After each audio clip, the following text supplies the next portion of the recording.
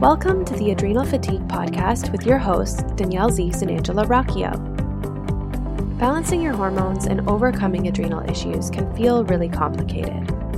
Our mission is to break it all down in a simple way and offer you realistic solutions so you can get back to living the vibrant life that you deserve. Hello, everybody. Welcome. I'm Angela, one of the founders of HealYourAdrenalFatigue.com and one of the hosts here on the Adrenal Fatigue Podcast. Today, it is my pleasure to bring to you our very own hormone expert here at Heal Your Adrenal Fatigue, Danielle Zeese. She's a certified nutritionist specializing in adrenal, hormone, and gut issues. Welcome, Danielle. Hey, Angela. Thank you for having me on the podcast. I'm excited. Today, we are going to be talking about something pretty exciting. We are.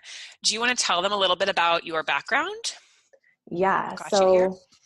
So some of you guys might know me, but I'm the co-founder of Heal Your Adrenal Fatigue alongside Angela. I'm also the team nutritionist. I've spent a lot of time working in this industry, helping people with stress-related conditions, hormonal imbalance, to nourish their bodies back up with food and supplements and lifestyle stuff. And one of the hats I wore back in the day that really got me interested in this whole stress picture, and it's kind of where I got started on this journey of helping people like you guys with adrenal fatigue, was when I'm from Toronto, Canada, and I worked in this large natural dispensary in Toronto where I worked with a lot of professional line supplements. It was kind of a unique place where a lot of doctors came in to get their stuff. And it was one of the few places you could really come in and get all of the professional line supplements in one place. It was a really cool place for me to learn about nutrients and vitamins and how you can use these sort of things to help balance the body. So when we start talking about supplements, I know you guys have a lot of interest in that. But at the same time, I got to talk to a lot of people and see just how much stress was affecting everybody's life in some shape or form. Everybody had these symptoms, and so many of these symptoms could just be traced back to the stress in their lives, from the fatigue to the inflammation, to the insomnia, the anxiety. And so I know the topic that we're going to talk about today hits home with a lot of you guys. This is at the root of hypothalamic pituitary adrenal axis dysfunction, one of the hormones right at the root of it. You guys probably know it all too well. Do you want to introduce it, Angela? Sure. Well, we're just going to jump into the topic. We're going to talk about, there's a lot of confusion out there with cortisol, right? Yeah. And we have a lot of people in our Facebook group who are constantly asking about cortisol, confused in the highs and lows, and they really need some clarity and some answers. And so we knew we needed to have a podcast episode about this. And so Danielle, you're such an amazing resource for us, and I'm so excited to pick your brain today. So cortisol. Let's start there. The highs, the lows. So where do you start? Yes. Okay. So this is definitely one of the most popular questions we see in our group. People are saying, my cortisol is high. What should I take? Or I don't know, is my cortisol low? This is a hard thing to try to determine. And it's an important thing, in our opinion, it's an important thing to figure out where you're at on the spectrum of your hormones when it comes to appropriately targeting adrenal fatigue, especially when we're talking about supplements. But to make everything feel lighter today, let's look at this really big picture, because there's so much overlap when it comes to cortisol. And I know it can be and feel really complicated and overwhelming when stuff is going on and you're not really sure what's going on and you have all these symptoms. So let's try to break cortisol down today and make it really simple. So what do we need to know? I guess let's talk about what it looks like when your cortisol is out of whack. And I guess most commonly we hear about high cortisol. So I guess just to start off, I should say cortisol, for those of you guys who maybe don't know, is one of the few stress hormones that your body makes to help support you through times of stress. It's not a bad thing, right? Cortisol is designed to save our life. So it is released along with adrenaline and norepinephrine to like put our body into that fight or flight state when our brain perceives something that we need to deal with, like a bear to run away with, like something fight or flight, right? So run away or stay and fight. And back in the day, that could have been like something in the wild that was dangerous. But today it's more stuff like financial stress, family stress, like stress from work. It's environmental stress. Like there's so many different types of stress that's getting our body like stuck there. And so it's really common to hear, oh, like our cortisol levels are high. Like a lot of us have been there. And a lot, you know, it's normal to have high cortisol. It just needs to, your body just needs to be able to recover and calm back down afterwards. And I think one of the bigger problems is we're just kind of getting stuck there where we're like putting so much demand on our body for these stress hormones. So they're like consistently staying high. And you have to understand when your body's in that fight or flight state, there's a whole physiological array of symptoms that are happening to like keep you there. And they're not the most, as you can imagine, it's fight or flight, right? It's not a very relaxed place to be. That's such a good point. I want to stop just like that you're talking about the fact that it's not a bad thing, right? To have cortisol, to have it pumping, to have stress in your life. And it's really more about, so not thinking about like, okay, you're stressed out, that's a bad thing. Let's come back to like, no, actually, it's just that we need to be better at bringing it back into balance by doing things to calm our system, to have more joy in our lives, right? Go to a yoga class or, make time in our day for coming down. And then our body can handle that. But it's the way that we're kind of, like you said, when we get stuck there day in and day out, that's when we kind of get in trouble. Yeah, exactly. And we say this all the time. I know you know this, Angela, but like stress isn't a bad thing. So much of it is how we look at it. And the way you look at it can be really dangerous because if you're thinking that your stress is really bad and it's like harmful for your body and you have that mindset, then it kind of becomes that, right? So knowing that our bodies are very capable at dealing with stress, they're made for this. Stress isn't bad. We're always going to have it. There's always going to be these storms that are, you know, if we're just walking like a picture perfect life on the beach, like with no storms, like it's just unrealistic to assume that that's how that's going to be. It's not really how it goes, right? So we have to be able to adjust with and like go with the wind with what life brings us, and our bodies are designed to do that in such an incredible way. We just have to make sure that we allow our bodies when they've gone through something that's a little bit harder to like rest and recover and rejuvenate and bounce back from that and just calm down. Love it. Yeah. So that's really important. I think that's a good place to kick off this Yes, conversation. I do too. So Cool. is So like, talking about the physiological symptoms that kind of happen when you yes. enter fight or flight. And it's similar to the symptoms of that are, I guess, like, let's talk about the symptoms of high cortisol, like what it looks like when you've been stuck there for a while and you have high cortisol for a little while. And even a short while, because like when you enter that state, your blood pressure goes up, right? Your heart starts pounding a little bit harder. Blood is shunted to your limbs, directed away from your digestion, right? Like it goes to the places, to your muscles and to your limbs, so you can fight this tiger or run away from it.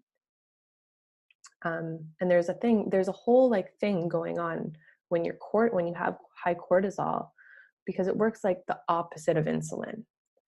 And so insulin is the hormone that helps bring sugar or glucose out of your blood and into your cell, right? And so cortisol is kind of works the opposite way. So cortisol, when your body needs it, is like, okay, we need the sugar, we need it in our blood, we need to send it to the tissues, like pull it out, right? So cortisol is doing the opposite thing of insulin. So when we're stuck with high cortisol levels and high stress hormones for a long time, we start to see things with blood sugar imbalance. So that's why blood sugar issues are so prominent in this whole adrenal fatigue world. And of course, then there's sugar cravings that go along with it. If we're stuck here for a long time, there's a lot of inflammation. There could be muscle weakness. We'll find that maybe we're more thirsty. We'll find that we're going to the bathroom more often, like urinating more frequently. This definitely affects your mood. And this is one thing I love, like just highlighting, is like when you enter fight or flight, it's like your brain becomes super hyper aware of your surroundings. Like you hear things more clearly. It's like your eyes are taking in like more details. Like you're looking for that threat. You're ready to fight, right? It's like you're revved up. You're ready for anything. And that's like a super anxious, like an anxious state, right? It's not relaxed. So it is like we get stuck in that like highly anxious state. So yeah, anxiety is a big part of it. Decreased sex drive is a really big one. And then we see tons of digestive issues. Like you might notice like when you're a little bit stressed, you're like have something that you're highly anticipating at work or something, that like you have like symptoms of IBS or like nausea or like loose stools, that sort of thing. So like all of this stuff kind of comes into the picture of a high stress profile, especially over time. I love that. And so I think the thing with symptoms is like, yes, it can feel like, oh my gosh, all these things are being affected. But what I like about hearing all of these different symptoms is that it helps us to like be motivated, right? So in the moment when we feel ourselves, you know, feeling anxious, feeling in threat, right? Those intense emotions of fear or whatnot, that we really become more aware of that in the moment so that we can take a few deep breaths. And I mean, like you said, the body's so resilient that even just taking a few minutes to take a few deep breaths can be enough to like send the body the message that it's okay. 100%. And like these symptoms, a lot of them are like the ones that we hear about people talking about a lot, like the most in our Facebook group, like these types of symptoms. And isn't it like hope inspiring to see how connected they all are? So the cool thing is Yes. that you start addressing this and you start addressing it properly, and you're targeting all these symptoms in one go. But those, even just the lifestyle changes, can be so profound. Yeah. And so, okay, we hear about like having high stress hormones a lot, like super common. And generally when your stress hormones, like your cortisol, is in the higher area, we call this like the earlier stages of burnout, because generally in this state, like these symptoms, like we all know what it feels to be burnt out.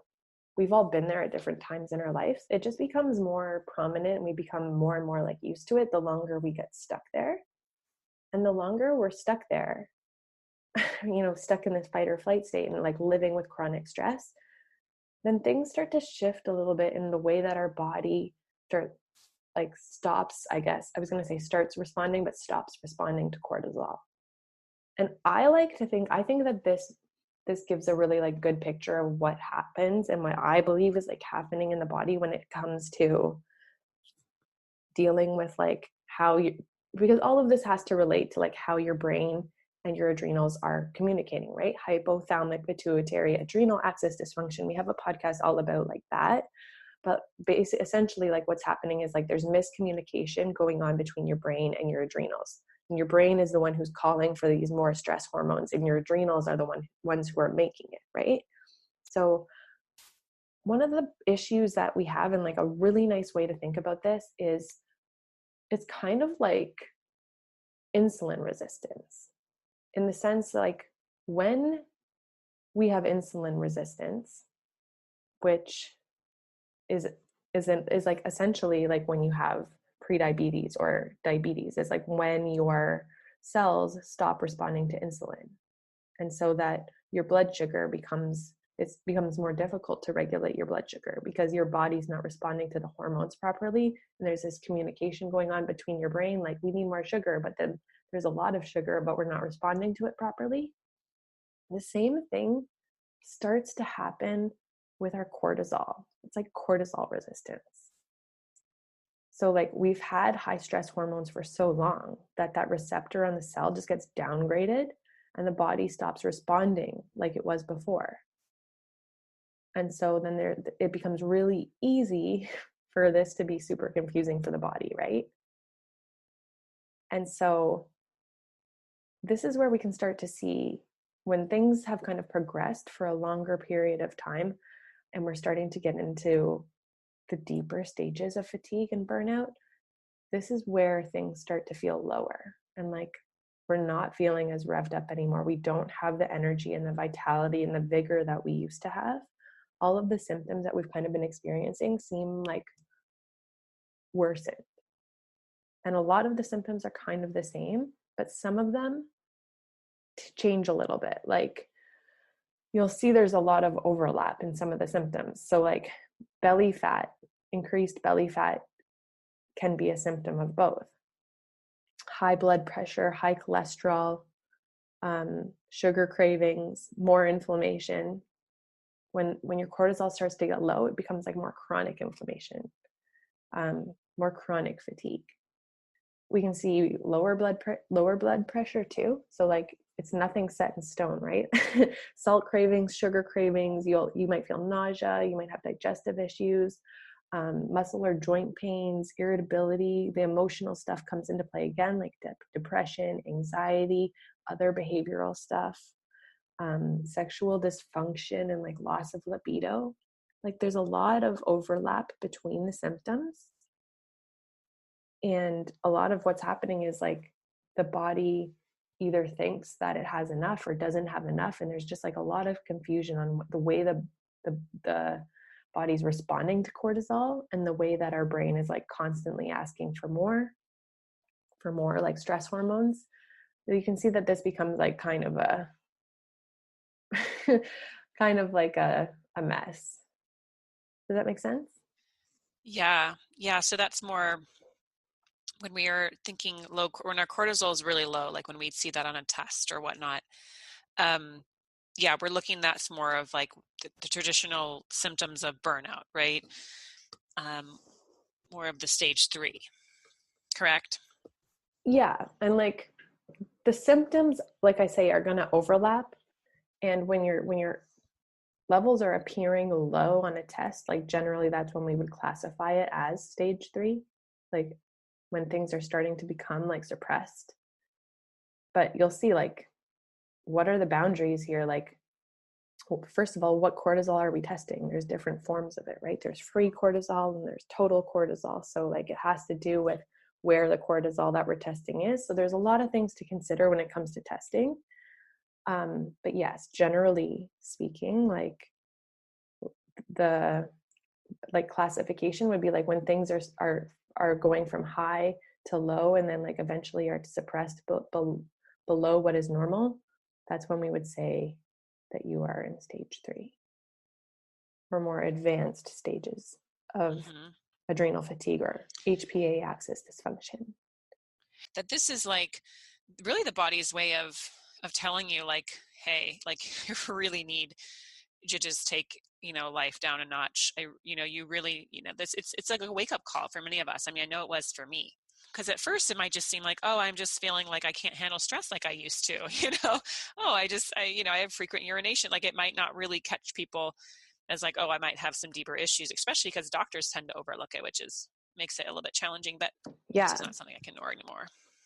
Totally. And you can see too, like one of the go-tos, and I'm not always seeing the lab results or anything when I hear from people, but we got an email recently, somebody sharing like, oh, my cortisol levels looked a bit low, so my doctor is putting me on steroids.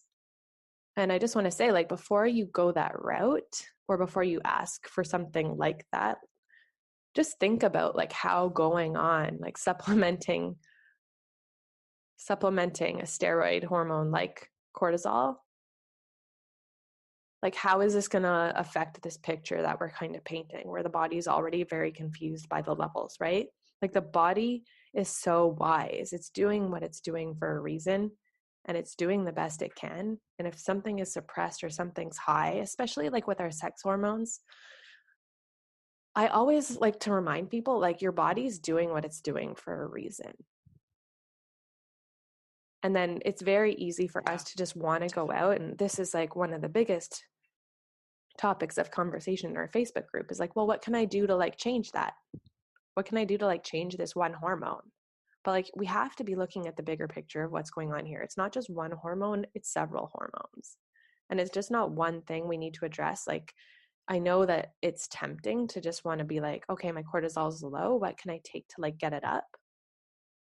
But we have to be thinking about like what the proper thing to address is. So like this is why when you're kind of thinking about this big picture, it allows you to be like, okay, like what do I actually need to focus on? And is a supplement the thing? Like maybe a supplement will be supportive, but a lot of the times like supplements is, especially like herbal adaptogens and stuff, that's not where we need to be focusing our energy. There's a lot of worry in our Facebook group. Is this going to make my cortisol high? Is this going to make my cortisol lower? Like, what adaptogen can I take for low cortisol? What can I take for high cortisol?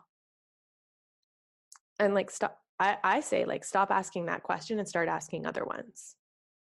What things in my lifestyle can I do to calm myself down? Okay, my body is so depleted and exhausted because I'm always constantly perceiving things as a threat. My body doesn't feel safe. My body is like under all this constant pressure, either whether I'm like kind of influencing that with the demands I'm putting on it physically, or from a known state that I've kind of got or like a less conscious state of mind that we've just developed over time because of like the way that we work, our habits, our upbringing, past traumas, so much stuff in our lifestyle too can influence our body's stress response. So think about, there's so many ways where you can start where supplements, it's going to be way more profound than a supplement. Yeah, we're big on not starting with adaptogens per se. A lot of times we have a lot of questions about ashwagandha, and maybe adaptogens, maybe that isn't necessary even, or it's definitely don't start there. Yeah, because like adaptogens are a herb that helps your body better adapt to stress. And yes, there's different forms of them. There's some that stimulate. So you have some that kind of like make you feel more revved up, more energized. There's a time and place, right? Like there's a time and place for these herbs. And there's other ones that help repair and rebuild, which are nice too. They can be beautiful and super supportive, but we just always recommend that you're working with a professional. Like this is not something, especially if you've struggled for a while with symptoms, like this is no time to guess. And there's so much, like we said, there's so much that you can be doing with just lifestyle stuff. And like just, it doesn't have to be like, it's not all necessarily diet, but like, of course, diet, it could be, instead of spending all this money on supplements, it could be spending some money on therapy to address some emotional stuff that we haven't faced in a long time or we've never faced. There's so many different ways that we can approach this, and we shouldn't really rule anything out. There is a time and place for it all. It's just figuring out like what's going to be the most impactful for you at the beginning. Yeah. And that's why we make our programs so holistic. Talk therapy is a great modality. I think it can help for a lot of people. And sometimes other things are required as well, or on top of it, to help shift some of these, core beliefs that we have that are kind of been working against us for quite some time. Yeah. So big questions to ask. This is a topic that we could talk about for a really long time, I think.